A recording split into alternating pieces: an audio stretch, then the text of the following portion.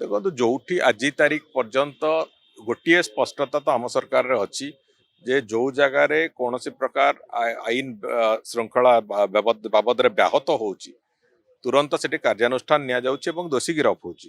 तेणुक आज भी जो कथा जदि कहीं से वास्तव में संपृक्त अच्छा पुलिस तार स्वाधीन भाव में कौन सी चापग्रस्त न होइकी से बाबद जहाँ पदक्षेप नवा कथा नब एक बाबद मुख्यमंत्री संपूर्ण निर्देश भी अच्छी पुलिस विभाग को।